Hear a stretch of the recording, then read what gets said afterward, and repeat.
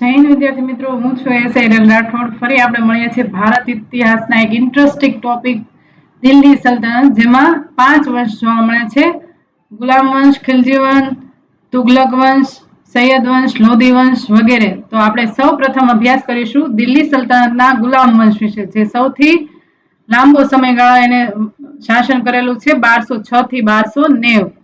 ચાલો અભ્યાસ કરીએ દિલ્હી સલ્તનતનો પ્રથમ ગુલામ વંશ.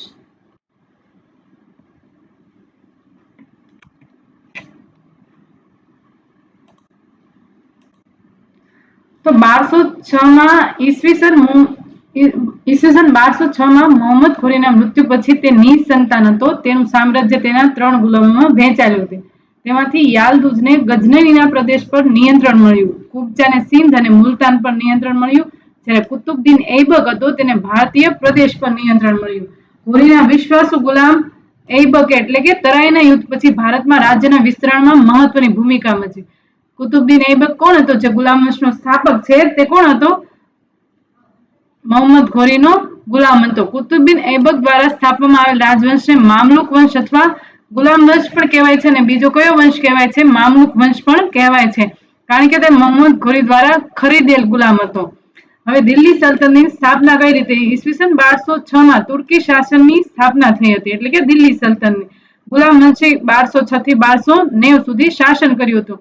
આ વંશમાં ઘણા શાસકો થયા, પરંતુ કુતુબદીન ઐબક, ઇલ્તુત્મિશ, રઝિયા સુલતાન અને બલબન જેવા મુખ્ય શાસકો હતા, જેણે તુર્કની શક્તિને કેવી કરી હતી? મજબૂત કરી હતી.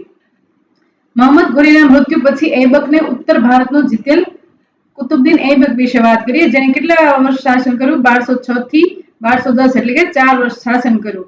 ઐબકે મોહમ્મદ ઘોરીના મૃત્યુ પછી તેનો જે ગુલામ હતો ઐબકને જીતેલ પ્રદેશ મળ્યો. ઐબકે સિંધ અને મુલતાન સિવાય ઉત્તર ભારતનો આખો વિસ્તાર મોહમ્મદ ઘોરી દ્વારા જીતી લીધો. એક રીતે ઐબક એક સ્વતંત્ર શાસક તરીકે કામ કર્યું હતું, પરંતુ તેણે ન તો તેના નામ પર સિક્કા બનાવ્યા અને ન તો ગુફતા એણે વાંચ્યા હતા, ન તો સુલતાનનું બિરુદ ધારણ કર્યું, પરંતુ મલિક અને સેનાપતિના નીચલા પદો તેણે ધારણ કર્યા હતા. ઐબકે એક અનુભવી અને બુદ્ધિશાળી વ્યક્તિ હતો. તેણે માત્ર 4 વર્ષ શાસન કર્યું. આ 4 વર્ષમાં તેણે કોઈ નવો પ્રદેશ જીત્યો ન હતો, પરંતુ રાજ્યને મજબૂત કરવા તેણે કાયદો અને વ્યવસ્થાની સ્થાપના પર ધ્યાન કેન્દ્રિત કર્યું હતું. ગઝનીના શાસક તરીકે તાજુદ્દીન યાલદુજે દિલ્હી પર પોતાની સત્તાનો દાવો કર્યો, પરંતુ ઐબકે તેનો વિરોધ કર્યો અને ગઝની સાથેના તમામ સંબંધો એણે તોડી નાખ્યા. ત્યારબાદ 1210 માં લાહોરમાં ચોગાન રમતી વખતે તેમનું અવસાન થયું હતું. તે એક પ્રભાવશાળી વ્યક્તિ ન હોવા છતાં તે નમ્ર અને ઉચ્ચ નૈતિક પાત્રનો હતો. પોતાની પ્રજામાં ન્યાયી રાજા તરીકે તે પ્રખ્યાત હતો. કિલ્લાએ રાય પિથોરા નામની જૂના પ્રાચીન રાજપૂત કિલ્લાની નજીક દિલ્હીના 7 શહેરોમાંથી પ્રથમ શહેરનો તેણે પાયો નાખ્યો હતો. કેનો? કિલ્લાએ રાય પિથોરા નામની. સૂફી સંત ખ્વાજા કુતુબદીન બખ્તિયાર, જેઓ કાકી તરીકે જાણી હતા, તેમણે કુતુબ મિનારનું નિર્માણ શરૂ કર્યું. કોના સમયમાં? કુતુબદીન ઐબકના સમયમાં તેણે કુતુબ મિનારનું કામ શરૂ કર્યું હતું, જે તેના મૃત્યુ પછી કોણે પૂરું કરાવ્યું? ઇલ્તુત્મિશે. કુતુબદીન ઐબકના મૃત્યુ પછી અસમર્થ અને બિનઅનુભવી આરામશાહ શાસક પર આવે છે. તેનો પુત્ર હોય છે. તેણે લાહોરમાં લગભગ 8 મહિના શાસન કર્યું અને ઇલ્તુત્મિશે તેને હરાવ્યો અને પોતે શાસક બને છે.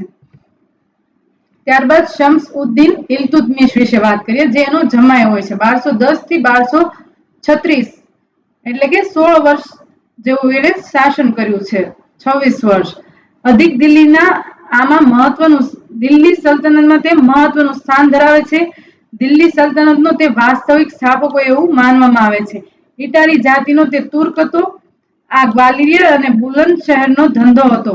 1206 માં ઈસવીસન ઐબકે તેને યુસેફનો ગવર્નર બનાવ્યો હતો. ઇલ્તુત્મિશે લાહોરને બદલે દિલ્હીને પોતાનું રાજધાની બનાવી હતી. લાહોરના બદલે ઐબકના સમયમાં લાહોર હતી.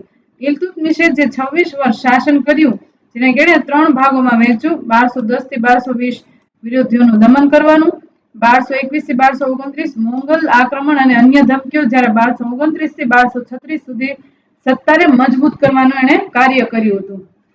ઇલ્તુત્મિશ શાસક બન્યો પછી પ્રથમ પડકાર તેનો કોની સામે હતો? તાજુદ્દીન માલદોજે આપ્યો હતો, જેને ઐબક દ્વારા હરાવ્યો હતો, પરંતુ ફરીથી દિલ્હી પર તેનું નિયંત્રણ તે ઈચ્છતો હતો.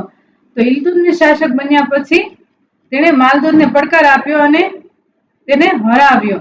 1215 માં 15 થી 16 ઈસવીસનમાં ઇલ્તુત્મિશને યાલ્દુસ સાથે યુદ્ધ થયું હતું, કારણ કે તે ખ્વારિઝમના શાસક દ્વારા પરાસ્ત થયો હતો અને તેણે પંજાબ પર કબજો કર્યો હતો.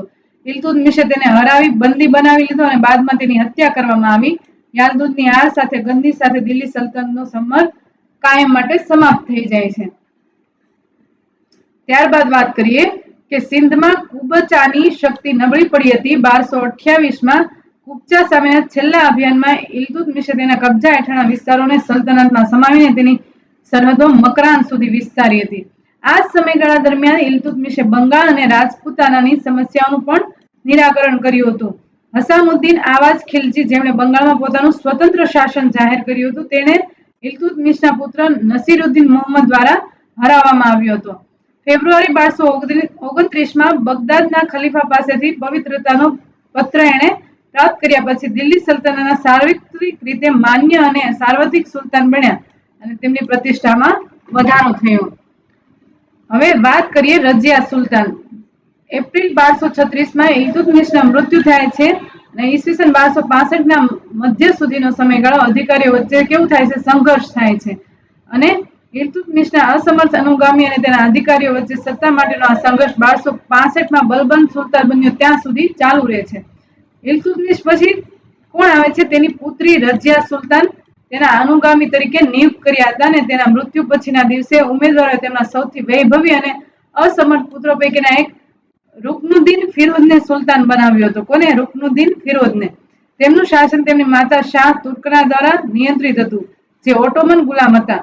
શાહ તુર્કને ઇલ્તુત્મિશના પરિવારના અન્ય સભ્યોને દબાવવાનું શરૂ કર્યું, જેના કારણે રુકનુદ્દીન ફિરોઝ શાહે અસંતોષ ફેલાવ્યો અને બળવો શરૂ થયો. રજિયાએ રાજ્યમાં અરાજકતા અને વિદ્રોહનો ફાયદો ઉઠાવ્યો અને દિલ્હીના લોકોની સામે લાલ કપડાં પહેરીને મદદ માંગી અને જનતા હતી એને રજિયાને કેવો ટેકો આપ્યો. રુકનુદ્દીનને કેદી લેવામાં આવ્યો અને રજિયાને દિલ્હીની ગાદી વારસામાં મળી. રજિયાએ પડદા પ્રથા છોડી અને દરબાર શરૂ કરી. તેણી શાસનના તમામ કાર્યોની દેખરેખ રાખતી હતી અને યુદ્ધમાં પણ ભાગ લેતી હતી.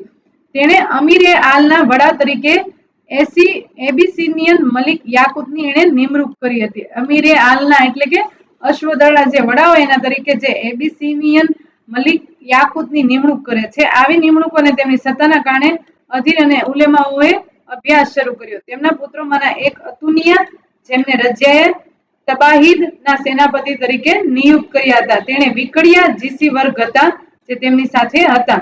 રજિયા પોતાની ફરજ બજાવતા રાજધાનીની બહાર આવી. બારાકો તુર્કોએ હમણાં જ મુઇઝુદ્દીન બારાકોને નામકા રાજધાનીમાં સિંહાસન પર બેસાડ્યો. ઉદરિયાને કેદ કરવામાં આવ્યા હતા. ત્યારબાદ વાત કરીએ રજિયા સુલતાનની શાસનગાળો ફક્ત 4 વર્ષનો છે. એનોય તે કુતુબુદ્દીન ઐબકની જેમ 1236 થી 1240. રશીદે અલ્તુનિયા સાથે લગ્ન કર્યા હતા. તેને પોતાની બાજુમાં લાવ્યો અને રાજધાની તરફ આગળ વધ્યો, પરંતુ યુદ્ધમાં પરાજય પામ્યા પછી બંનેને કેથલ નજીક ડાકુએ મારી નાખે છે. ત્યાર પછી મુઇઝુદ્દીન બહેરિયા શાસક બન્યા. શ્રીમંતોની વધતી જતી મહત્વાકાંક્ષાઓને કારણે 2 વર્ષ પછી 1242માં તેને ઉથલાવી દેવામાં આવ્યો અને અલાઉદ્દીન મસૂદ શાહને સુલતાન બનાવવામાં આવ્યો. આમાં તમારે સુલતાનના ક્રમ અનુસાર નામ યાદ રાખવાના છે. આ સમયગાળા દરમિયાન બલબન નામનો અમીર ખૂબ શક્તિશાળી બન્યો. બલબને તેની પુત્રીના લગ્ન સુલતાન મોહમ્મદ સાથે કરીને તેની સ્થિતિ વધુ મજબૂત કરી. ઈસવીસન 1252 થી 53માં તેમને થોડા સમય માટે પદભ્રષ્ટ કરવામાં આવ્યા હતા અને બલવાન એક ભારતીય મુસ્લિમ ઇમામુદ્દીન રિહાન દ્વારા તેમની જગ્યાએ લેવામાં આવ્યો હતો, પરંતુ તેની મુત્સદ્દગીરી દ્વારા બલાબે સમયસર તેનું ગુમાવેલું સ્થાન પાછું બલબન આવશે. બલબને પાછું મેળવ્યું અને 1265માં સુલતાન નયામીરુદ્દીન મહમૂરના મૃત્યુ પછી બલબન દિલ્હી સલ્તનતનો સુલતાન બન્યો. કેટલાક ઇતિહાસકારો માને છે કે બલબને પોતે સુલતાનને ઝેર આપ્યું એવું માને છે સત્તા મેળવવા માટે. તો વાત કરીએ ગિયાસુદ્દીન બલબન. 1265 થી 1287 સુધી તે શાસન કરે છે. સુલતાન બન્યા પછી બલબન આવશે. સામે પહેલો પડકાર સુલતાન પદની પ્રતિષ્ઠા અને પ્રતિષ્ઠા વધારવાનો હતો. ઇલ્તુત્મિશના નબળા અનુગામીઓના શાસન દરમિયાન સુલતાની પ્રતિષ્ઠાને કલંકિત થઈ ગઈ હતી. જ્યારે ઇલ્તુત્મિશ મૃત્યુ પામે છે ત્યારે બાદ 30 વર્ષ સુધી જે શાસન એમાં નબળા શાસકો આવે છે અને અંધાધુંધી ફેલાઈ જાય છે અને સુલતાનની જે પ્રતિષ્ઠા હોય એ કલંકિત થઈ જાય છે. તેણે સુલતાનની પ્રતિષ્ઠા વધારવા માટે ઈરાની રાજને પ્રોત્સાહન આપ્યું હતું. આ મુજબ સુલતાન પૃથ્વી પર ભગવાનના પ્રતિનિધિત્વ છે. તેણે પોતાની જાતને ફિરદોસીના શાહનામામાં ઉલ્લેખિત આફ્રસિયાબ વંશના ગણાવ્યા અને તેમણે ખાનદાની પર વિશેષ ભાર મૂક્યો. ઇતિહાસકાર બરાનીના મતે બલબન કહેતો હતો, જ્યારે પણ હું નીચા જન્મની વ્યક્તિને જોઉં છું ત્યારે મારી આંખોમાં અંગારા ફૂટવા લાગે છે અને ગુસ્સાથી મારો હાથ મારી તલવાર પર જાય છે તેને મારવા માટે. ઉમરાઓને આશ્રય આપવાની સાથે તે નિષ્પક્ષ ન્યાયની તરફેણમાં હતો.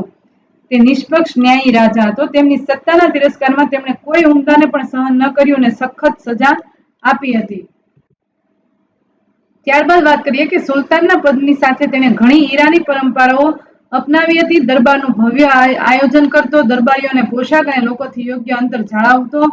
તેણે સજદા અને પાયવાન એટલે કે સજદા એટલે જાવું ત્યારે નમન કરવું અને પાયદા એટલે જ્યારે રાજાને મળીને આવે ત્યારે પાછળ ફરીને નહીં ચાલવાનું, તેમના મૂંધા પગે ચાલીને પાછું આવવાની એવી પ્રથા એણે શરૂ કરી હતી. અને ઈરાની તહેવાર નવરોઝ પણ ઉજવ્યો હતો.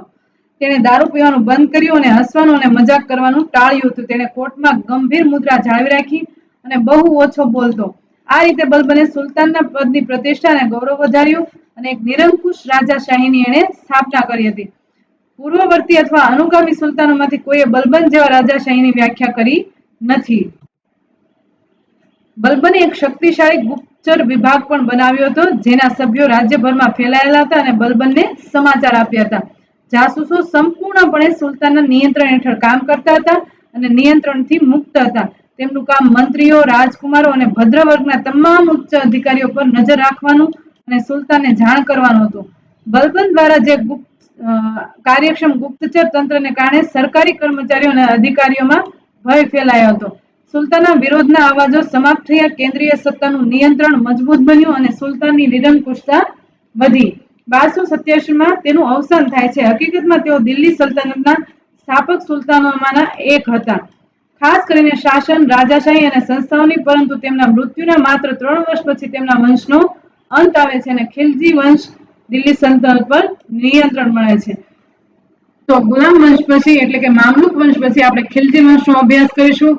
હું આજે પ્રયત્ન કરીશ કે તમને ઓપ્શનલ વિડીયો કરતા વધારે ઓપ્શન આપું, જેથી કરીને તમને ખ્યાલ આવે કે આવી રીતે પ્રશ્ન પૂછાય તો તમે કઈ રીતે ટીક કરી શકો. તો જે પણ વિદ્યાર્થીઓને જો આવી રીતે વિડીયો જોવા છે કે ઓપ્શન તમને આપું, ઓપ્શનનો વિડીયો બનાવું, ઓપ્શનલ પ્રશ્નોત્તરીનો વિડીયો બનાવું, જે પણ વિદ્યાર્થીઓને જે યોગ્ય લાગે એ કોમેન્ટ બોક્સમાં કોમેન્ટ કરી શકે કે મેડમ આ વિડીયો શરૂ રાખું અથવા ઓપ્શન એના કાઢીને અમને વિડીયો આપો. તો જે પણ તમને યોગ્ય લાગે એ તમે કોમેન્ટ બોક્સમાં કરજો. મળીએ આપણે નેક્સ્ટ વિડીયોમાં. તમે જે ચાહો છો એના હું વિડીયો બનાવીશ. તો ત્યાં સુધી મારી યુટ્યુબ ચેનલ સાથે જોડાયેલા રહો. જય હિન્દ, જય ભારત. Thank you.